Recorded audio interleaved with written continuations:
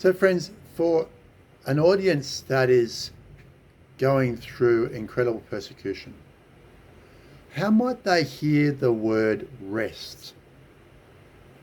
When your world is being turned upside down, inside out, uh, what would rest mean? I want to suggest to you that the rest that Jesus offered on this day, the day when the 5,000 were fed, is not rest from, but rest upon. As a young guy, I sensed God calling me in ministry and going off to Bible college, and that was a massive, massive step for me. And I remember appropriating, kind of making my prayer, what Moses said in Exodus 33:15. Moses said, if your presence doesn't go with us, don't send us up from here. And so my prayer was, Holy Spirit, go with me. I don't want to be driving this. Lead the way. Don't let me go if you don't go with me. And I think back then, I think I kind of claimed the Lord's promise, which is like verse earlier in verse 14. The Lord said, my presence will go with you. But I don't recall ever noticing the second half of that promise until we were on sabbatical a couple of years ago. My presence will go with you and I will give you rest. What does Yahweh mean here back in Exodus? Because Moses' life wasn't very restful. His leadership journey from that point on had tons of problems, leading some very problematic people. Here in our passage today, when Jesus said, come away with me and get rest, what did he mean? Because I think we're talking about the same thing. Back in 2009, Ruth and I were part of Refocusing Leaders. It's now called Journey Deeper. It is an excellent program. God did incredible stuff in our life through it.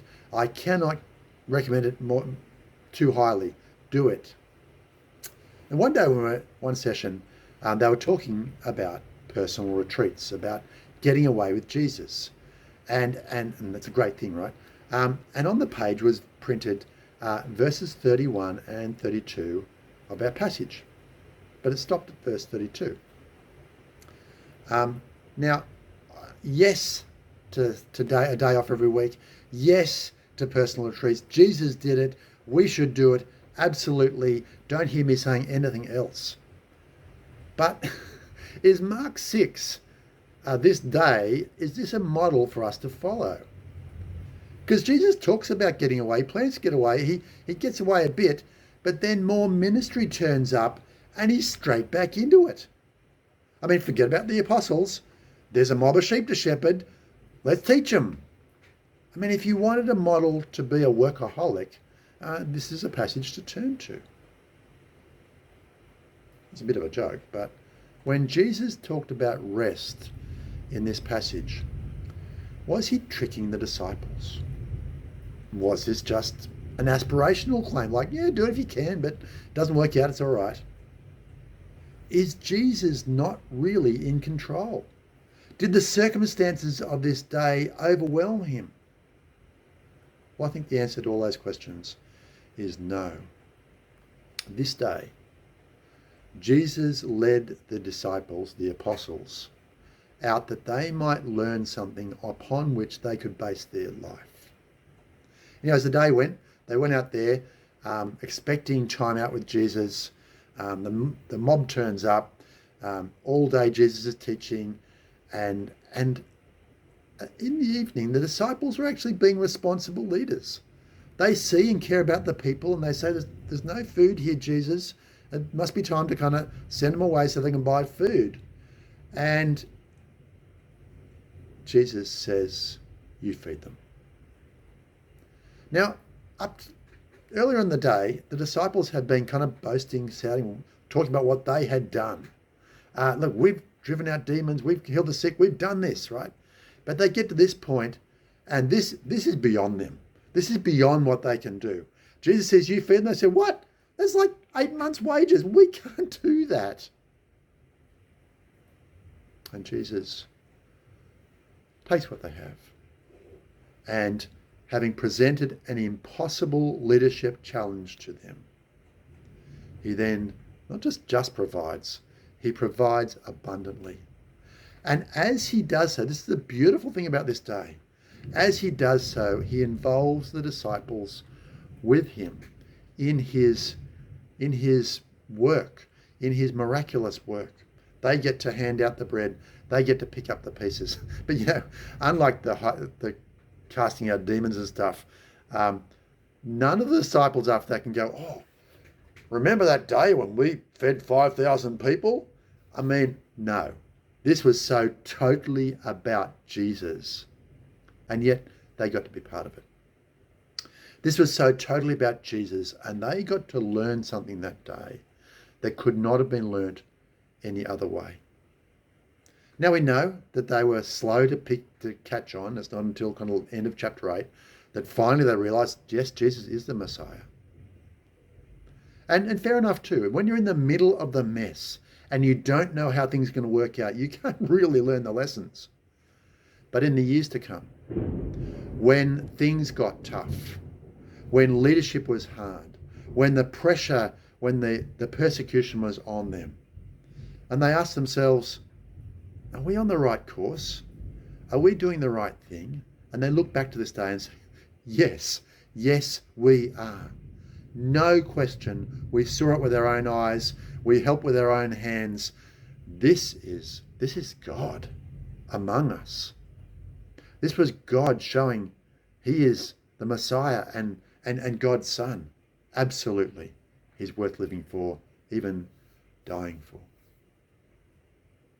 Friends, I want to suggest that rather than getting away and removing responsibilities or removing load, Jesus provided a foundation, something that they could rest upon.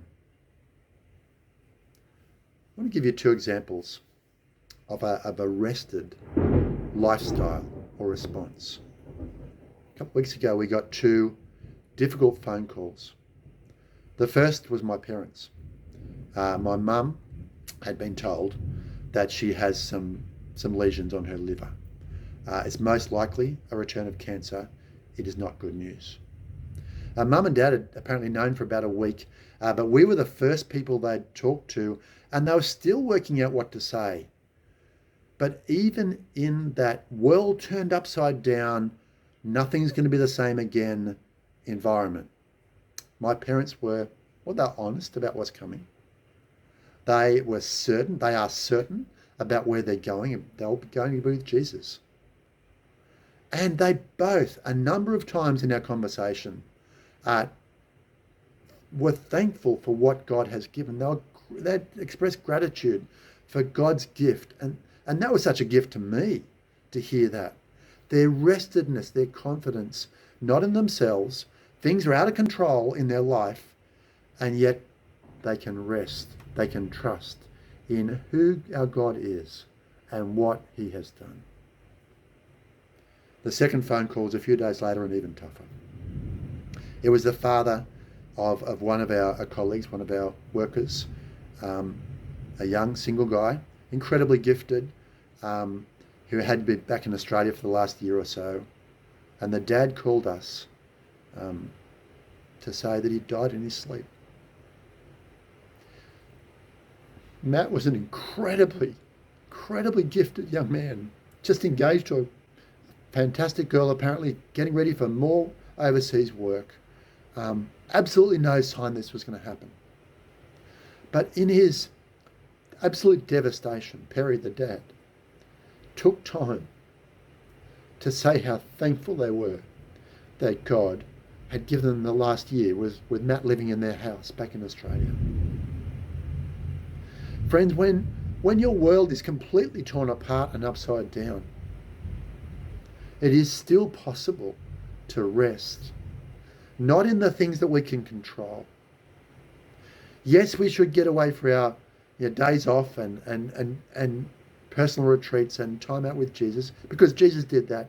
Yes, we should be managing our time, but we cannot control life. But God can and has. And so, friends, I want to suggest that God is not telling us porkies. He's not telling us lies when he says, I'll give you rest. When God said to Moses, my presence will go with you and I will give you rest, he kept his word. Moses got incredible ministry challenges. Take this mob out in the desert where there's no food and lead them. Take them through a sea. There are things you can't do. And yet Moses got to experience God with him in the middle of those ministry challenges. And every time he saw that, it would have built that foundation, built that trust that yes, it is worth obeying, it's worth following this God. And this is the God who turned up for us. And this is the God who says, again, my presence will go with you. Jesus was there with the apostles that day. He promised to continue to be with them even after he'd gone. And the message for those first Christians, as they're facing a very difficult season of persecution, which has continued to go on, is, yes, this is King Jesus. You are living for another kingdom. And even though this all-powerful Roman kingdom might be threatening to even take your head off, your security is sure because of who our God is and what he has done. And friends, that's the message of rest all the way through the Bible. God, 6 days of creation and rested because it was well done. Hebrews picks up that theme. Jesus sat down, having fully completed the work of salvation. Friends, there is nothing else that we need to do to be confident of our place in God's kingdom, because Jesus has done it for us. And that is where Mark is taking us.